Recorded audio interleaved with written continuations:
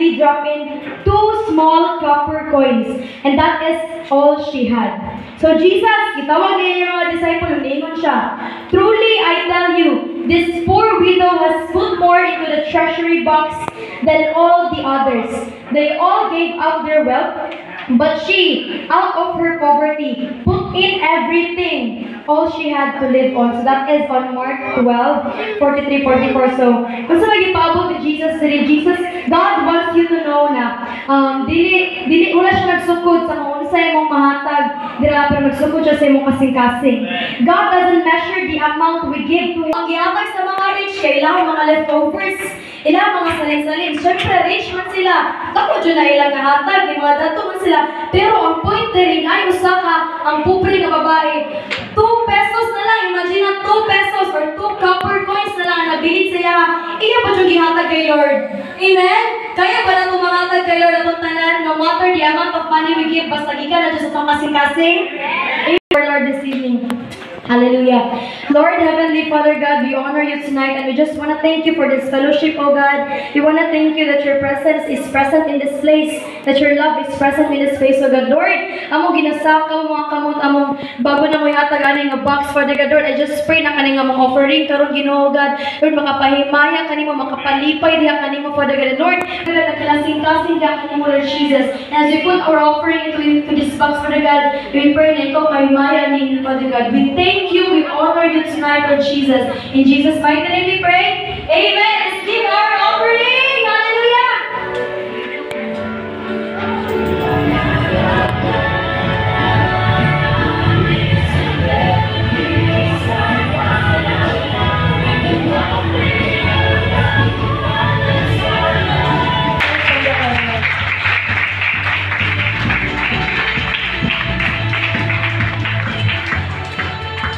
Praise hallelujah. Blessed evening everyone mga igsoon. Pwede ba hatagan na itong pinaka-the-best na klapo galing si Lord ng mga. Hallelujah. Kanang pinalakpakan din na guwapo, guwapa, katapat. Alam mo yung katapat? Kanang pinalakpakan mga guwapo, guwapa, yung katapat. So, mga pinalakpakan ay. Hallelujah. So, dili ko magwagi o kaas. I'd like to be quiet so that you can still use your time. And it will be so on. Dapat ko sa YouTube. Hallelujah. And it will be so on kung kagabion. Doon ay mensahe si Lord sa tumatagos sa kinabuhi. Amen. Are you ready for the word? Amen. Hallelujah. Ako gagawin na sa pagpalinog. Let us pray. Father, we thank you for this very moment, O God. Lord, salamat kayo ang imong gidala karon diri, O God. Thank you for bringing us here tonight. And Lord, I pray that you're going to speak to us, O God. O tinuod, Lord God, ang imong mga pulong magadala og langit nun nga panalangin sa mga matagos sa kinabuhi karon. Dali kang kasawalan katapusan in Jesus' name. Amen and amen. Hallelujah. Magpaligo ng tanan mga igsoon. Anyway, dali kayo mo mag-preach, no? Labi lang daghan kayo, paspas ang amen.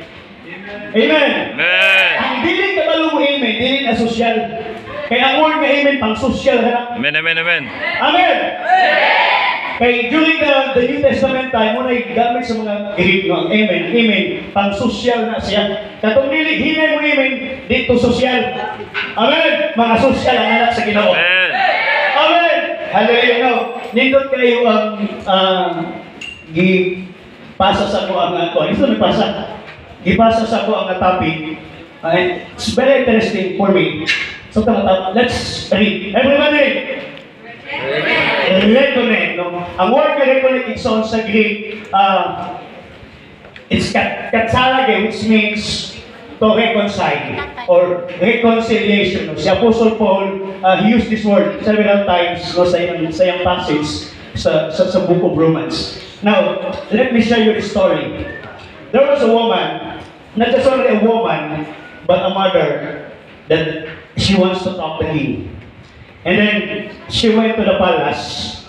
Pag-abot na dito sa palasyo, ay muna usa ka babae nga inahan. And sa king, pwede ko muhangyo. Pwede ba buhian ni mo akong anak? Pwede ba i-pardon ni mo ang akong anak? Ang response sa king mo ni, Isa, Mrs. Sorry yung kayo, kaya ni mong anak, wala na yun siya paglaong nga magkagawas. Tungkol kay imong anak, grabe yung kayo. Dili lang nga nagihimo once, twice, but many times. You know what? Kabalo mo sa reaction sa usa ka woman. So sa kababae nga niluhod siya sa king. Naghilak siya. Isa king, maluoy ka, pwede ba mo i-pardon ang akong anak? Yung nga nangitay pa. Akong ingon itong mga gobernador dito sa palasyo, kung musunod pa sila. Hindi ko musunod. Kaya ganyan ang anak ma'am, grabe yung kay kapasaway. What time mahimo, bitayo na yun siya, i-execute na yun siya, karong alas 3. And grabe ang hilak, bakod sa usa ka inahan, niluhod siya sa king, walang usa, gina niya ang king, kung pwede, ako na lang ang bitayan. Kabalo ka, natouch ang king, siya na, sugat sa akong pagkahari, wala ko yung nakita, nga inahan niya sama sa imong, nga grabe ang imong pagpangga sa imong anak. You know, this song, when I hear this story, ako nakita na mong kinabuhi. So, tiyata mo, I have so many failures in my past. Huwag akong na-realize na dili na po dahil ko angayan pasayloon sa Ginoo. Dili na po doon tayo ko angayan nga i-pardon tungkol sa mga kapakyasan niya kung nabuhat sa akong kinabuhi. You know, this song, na mga panahon sa itong Kristohan ng kinabuhi, nga usahay, hambugihon at tubangan sa Ginoo. Amen. Kinsa man ta nga usahay hambugihon at tubangan sa Ginoo. Kinsa man ka nga usahay bangakon at tubangan sa Ginoo. Kinsa man ka nga usahay tigpakaarulingon at tubangan sa Ginoo. Inogabot ang pinakabugat nga makita ko sa akong kinabuhi. 2 years ago, gusto na kong give up sa ministry. Kay di na ako ma-handle ang church, ang congregation, ang mga members, no? And I feel nga ganang dili ko haong sa buluhaton sa Ginoo. But the moment nga kung gipalayo ang akong kaugalingon sa buluhaton sa Ginoo, every time na mag-drive ko, paingon og downtown, bulaan ko, mag-enjoy ko, every time na makadungog ko og kini mag-worship song sa radio, sa Facebook, maghilan ang akong kasing-kasing. And pag-uli na, kung gina na ba akong mamamalin, tama yun itong ni David. No? Better is one day in your courts than 1,000 elsewhere. I'd rather be a doorkeeper in the house of my God rather than to dwell in the tents of the wicked. Amen. Amen. You know what, Iksoon? It's normal. Masipya ta. Amen. Amen. Ang tinuod, pakgas na tubangan sa Ginoo. We made mistakes. But the moment nga imong i-disconnect ang imong kinabuhi diha sa presensya sa Ginoo, you will also lose your heart. Amen. Ug ang pinakamakalilisang nga butang nga mahitabo sa kinabuhi sa tao, pinakamakalilisang nga mahitabo sa kinabuhi sa bataon, ang mahulog ka gikan sa kamot sa Dios. Right. Palakpakan na ito ang pulong sa Ginoo. Ang pinakamakalilisang nga butang igsoon nga mahitabo sa kinabuhi sa tao, ang mahulog ka gikan sa kamot sa Ginoo. Amen. That's why I encourage you tonight. This is the best season, the best time nga nung akong i-reconnect ang akong kinabuhi sa Ginoo. Amen. Tungkol kaya naman, buutan kaayo si Lord. Amen. Amen. Amen. Amen. Buutan kaayo si Lord. Hallelujah. Yun lang yung puno sa John chapter 2 verse 13. God is kind and merciful. He takes a debtor, puts up with love, this most patient. He's the most patient, extravagant in love. Amen. Amen. This is the best season nga akong i-connect, akong i-reconnect ang akong kinabuhi sa Ginoo. Kaya naman, ang gugma sa Ginoo, He is extravagant in love. Tawag mo sa word nga extravagant? Amen. nagpanghinobra. Amen. Amen, amen. Nagpanghinobra ang bugmas sa Ginoo. And it's on karong kagabi, all of us who experience failure. Amen. We mistakes. Hallelujah. But the question is, Pastor, is there still hope when I fail my youth? Pastor, is there still hope when I fail my youth? Yes, of course. Amen. Amen. Amen. But the world challenges us to respond every time we meet failures by our own perspective. Amen. Now, these are the trending response that the world teaches us. Number one, sayang wala akong ganun. Number one, every time nga magagumita og sala, every time nga mapakyas ta sa buluhaton sa Ginoo, we hide. Amen. Amen. Muli ka po kami sa atin, huwag ito naman sa Pastor Joel. Amen. More. Musel ihapon ko, kang Sunday, huwag bitaw sila kabalo. Amen. More. Hallelujah. Hello. Amen. Gracious bitaw ang Ginoo. Amen. Kung mangayo kong pasaylo sa Ginoo, pasaylo ang bitaw ko na. Kaya gracious ang Ginoo nga kong galagalan. But you know what, so on the moment nga nagtago ka sa sala, nagkinabuhi ka sa sala, the more ang imong kasing-kasing nagakalayo sa presensya sa Ginoo. Kung wala kay kalinaw diha. Amen. Amen. Ay mga pulong sa Ginoo, there is no peace for the wicked. Walay kalinaw sa tao nga nagabuhat sa pagpapasal. Amen. Amen. Amen. That's Amen. why this is not self-response sa atong mga failures nga nabuhat. Hello! Number two, we forget. Kasagaran sa mga batanon, mga leaders sa church, lalo na mga karnal, pag makakumit gani, ug sayo, mapakyas gani sa ministry, kasagaran sa mga karnal,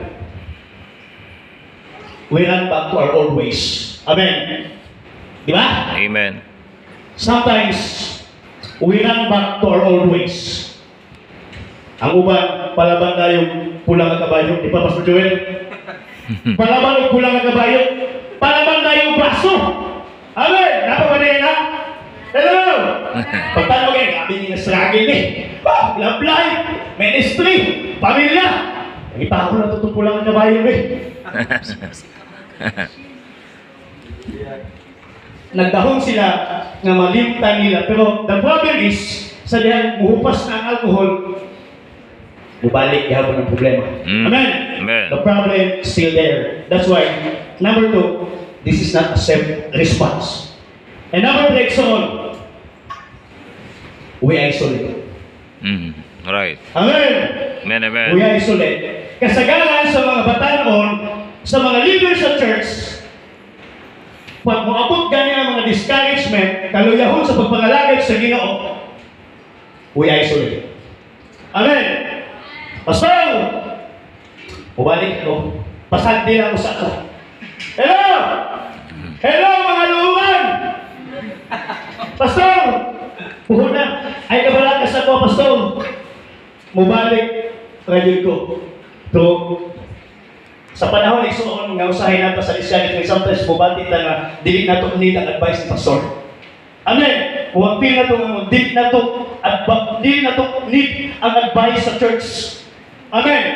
Pero every time nga imong ginapalayo ang imong kasing-kasing diha sa buluhaton sa Ginoo, sa ministry, mo na problema. Discouragement starts to occupy your heart. Amen. Discouragement starts to occupy your heart. Amen. Amen. That's why dili siya safety nga response sa atong mga failure. Nabalik ta sa akong pangutana igsoon. Pastor, is there still hope when I failed my youth. Of course, palatakan na ito ang pulong sa inyo. Amen. Amen. That's why, dito tayo itong topic ako na example. Reconnect with God, run back to Jesus. Amen. Because He is the one who restored. Hallelujah. Now, let me read you this passage, this statement. Restoration found not through process, but in a person. Restoration found not through process, but in person. Amen. Yes, of course. So, part ang process. Pero ang tinuod igsoon, ang mo restore sa imo si Jesus sa iyo. Amen. And sometimes gina-permit ni Lord ang mga top season sa imong kinabuhi, ang mga lisod ng mga palitabog sa imong kinabuhi in order you to realize na si Jesus lang ang maka-restore sa imong pagkawala. Amen. Amen. Hallelujah. Para sa kuha, nasabtan ako igsoon. In order us to restore, to reconnect our relationship with God, the first one, we need to change. Amen. We need to change. Speaking of change, money struggle. Amen. Money struggle sa mga bata. Pastor, lisod kayo. Daghan kayo kung pag-uhon, awon mo haong akong kinabuhi, kaya sa mulo aton sa Ginoo. Amen! Di ba? Money struggle. Pag-storya galing si Pastor Joel of change, lisod kayo, daghan. Multi na mga bago. Amen. But what if, igsoon ka nung kahapon nun, istorya hanti ka, dili tanahan, kinahanglan, pag-uhon. Ningawan. Salamat sa duha ka amin. What if, istoryahan ka karon, dili tanan, dapat pag-uhon sa imong kinabuhi. Amen. Pag-uligod ko. Di ba? Because true change starts from within. Amen. Pag mausap gani ang kasing-kasing, mausap dagat sa iyong kinabuhi. Amen. Palakpakan na ito ang ulo sa Ginoo. Amen! And I'm convinced, so ang kalong kagabion, one of the greatest gift from God sa itong kinabuhi is the ability to change. Amen. Change. Panawa na yung katapat. Nausin mong katapat. Diba? Sige na, imagine na lang, dili na mag-change. Diba, lain kayo. Joke. Hello! Amen. We need change. Kung naman ka sa top na season sa imong kinabuhi karon, naka sa discouragement nga season sa imong kinabuhi karon ka na. Amen. Busted bang ka karon ka na. Sunod simana, kapay nagingon ana. Hallelujah. We need change mga igsoon. Hallelujah. Kinsay gusto ma-restore ka mong kagabion? Hello! Because change will determine your future. Now tonight, gusto na ko i-share sa inyo ang pinaka-significant character sa Bible. Ang first disciple nga si Jesus nga si Peter. Let's read Luke chapter 5 verse 1 to 3.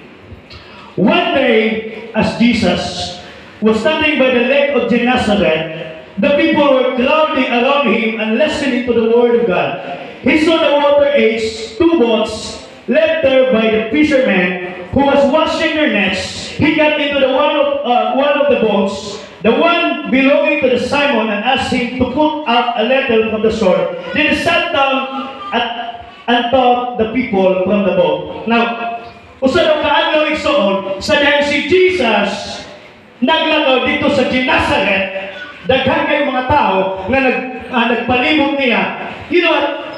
That day, wala ni Jesus napansin katong mga masakiton.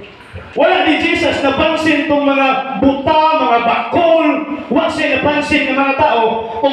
Kundi, ang iyang napansin is itong mga empty boats dito sa seashore. Amen. Dito sa baybayon. Amen. And I do believe so on, and I'm convinced na katong mga empty boats nag-represent to sa empty nga kinabuhi ni Peter. Amen. Because that time, naa si Peter sa ginatawag na seashore. Amen. And I do believe so, itong kagabi yun, some of you, nata sa seashore na season sa pagpapangalangin sa Ginoo. Amen. Kung saan mo ng seashore, Pastor? Alam mo, katunga dagat, katunga tubig, katunga balas. Amen. Ang usa nga katiil, nasa ministry, ang usa katiil, nasa kalibutan. Amen. In other words, mga baka atubangan sa Ginoo. Amen. Di ba? Nagrakay na, mga baka atubangan sa Ginoo. Yes. More. Ang isa nasa kalibutan, ang isa nasa buluhaton sa Ginoo. Amen. I know some of you tonight na mo sa seashore na season sa pagpangalagad sa Ginoo. Amen. Kung saan mo nag-seashore mo? Mukhang alanganin ba? Amen! Alanganin ba? Kasi mga alanganin. Kasi mo nag-alanganin, baby. Kailan mo, guwapo ba ko o dili? Ha? Alanganin ba? Mangigo man. Lalaki ba ko, babae? Alright. Hello! Then. I know it's so some of us nata sa seashore na season sa atong pagpangalagad sa Ginoo. And ingon pa rin sa verse 4, we have finished speaking, he said to Simon, put into the deep of water and let down the nets for the catch. And then na-response si Peter sa verse 5, Simon answered, Master, we worked hard all night and haven't caught anything. But because you say, I will let down the nets. No, we notice na si Peter nakailas sa Ginoo. Kay gitawag man niyang master. Amen. Amen. Kay gitawag man niyang rabbi. But you know what igsoon, kung imong tan-aw, si Peter perfect ang iyang master. Amen. Perfect ang iyang disciple. Perfect ang iyang leader. Hello? But still he failed. Amen? Amen. Bakit tanawan niyo? That day, he decided to follow Jesus. Nag-desisyon siya na musunod kay Jesus. Pero may mong tanawon, perfect man ang iyang pastor. Perfect man ang iyang leader. Perfect ang iyang disciple. But still he failed.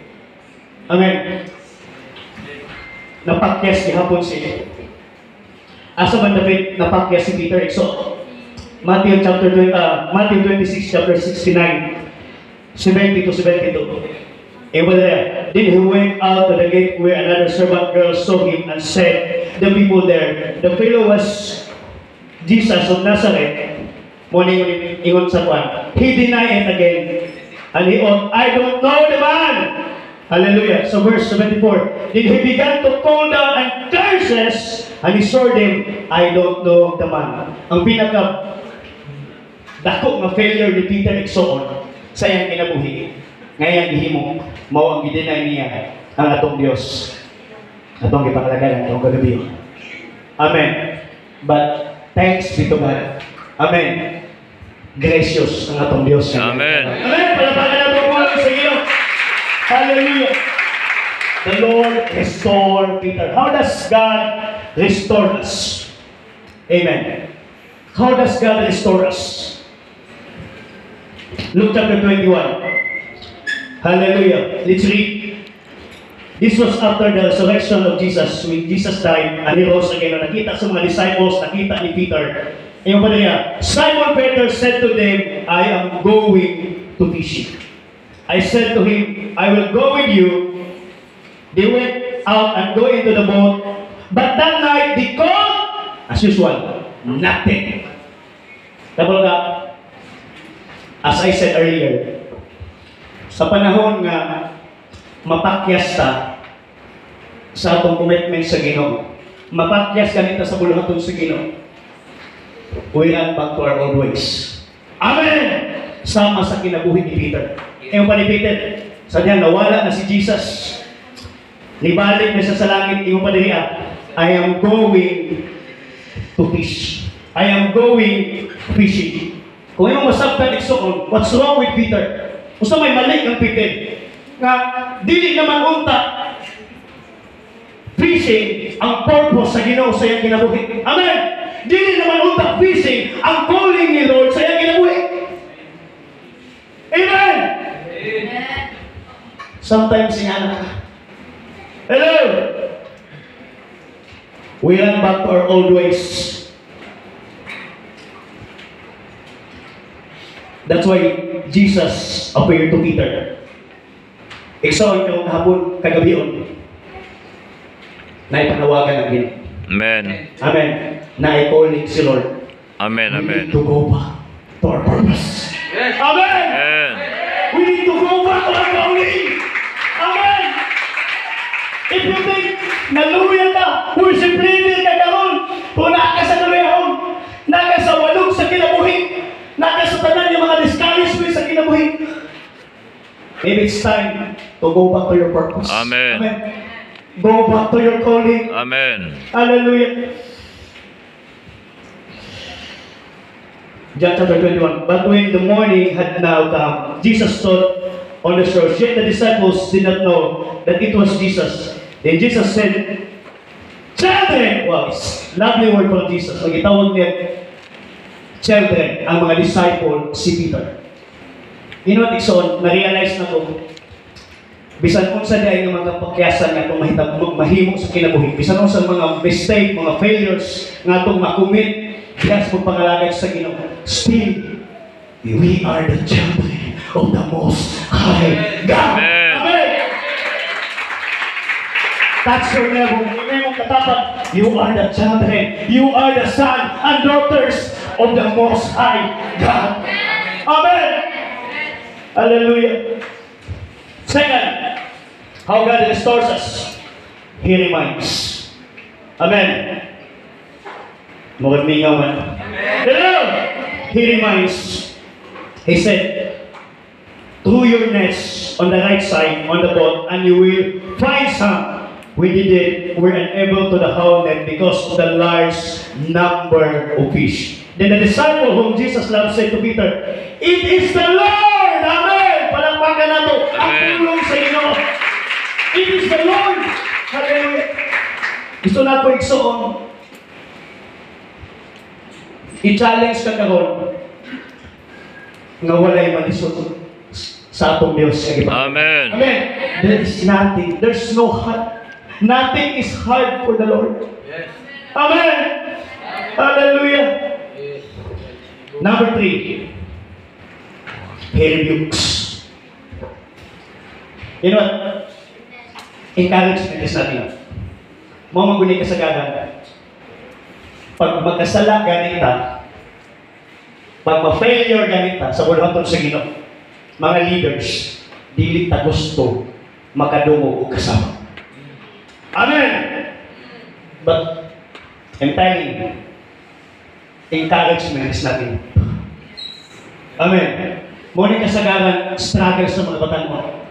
Pag mapakyas gani, pag magkasala gani, gusto huwap-huwapo ni pastor. Amen! Pero ikson, pasalamati kung naapa kay pastor ng mga sapa sa imo karon. Hello! Amen. Amen. You know what? When I was in high school, gatry out ko basketball, Pastor Joel. First year, second year, third year. First year, wag yung kumadawat. Second year, wag po kumadawat. Third year, kulang og hay ko agabon. Fourth year, ikaluyan. Na-appear sa 12, no? Kaluyan. Pero ako ang pinakamubok. Ako ang pinakamubok nga varsity. Kumulangan ko yung baboy ba? Ako nga na 6-footer. Ako ang pinakamubok. And ako pa yung pinamikasamaan. Ako pinamikasamaan ko magpinag-ginadaw-daog mga kundali. Ako ginasugo. Every time na nabigay, mapildi me. Ginabasol po ko. Ikaw mga kundali, hindi ka kabalumutan ng tao. You know, nagtampo ko ba gi-approach na akong coach nga naman nga kanang ingani man coach kanang mag-feel na ko ginadaw-daw wala ko'y value sa team. You know what kapag ako say ingon sa coach ay siya na nerd so tiyang tikas din ako pasalamati nga na mga sabat mo. Amen. Amen. Pasalamati nga naay mo padlong nimo. Pasalamati nga naay mo correct nimo. Kaya naman kung naa pa na meaning worth it pa ka. Amen! Worth it pa ka. Pero, kung wala na galing mga sabak sa imuha, wala na galing mo badlong, di na galing ka badlong mo ni pastor, di na galing ka badlong mo ni leader, ni president, ni pastora, meaning, worthless na ka. Amen. Anytime, pwede na ka i-let go. Amen. That's why pasalamati. Bless ka kay Igsoon kung naay nangasaba sa imuha. Amen. Naay nangasaba sa imuha. Kaya ang tinuod nga higugma mo bandong. Amen. Amen. Ang tinuod nga higugma mo pitol. Amen, amen. Kung imo tanaw ni Igsoon, gi-rebuke ni Jesus si Peter. Asa man nato makita, di ba? Kung yung basahon ang book of John, gipangutana ni Jesus si Peter. Peter, do you love me? Peter, do you love me? Kung sa ikaduhang pangutana na i-teach Peter, pero itubag siya, yes Lord, I love you.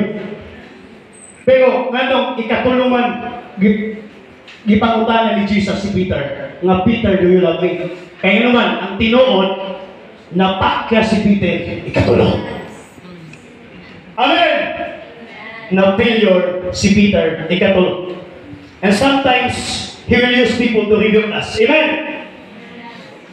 Remember, being rebuked is part of God's discipline. Palapakan na ito sa Ginoo. Hallelujah. Being rebuked is part of God's discipline. Hebrews chapter 12 verse 5 to 6.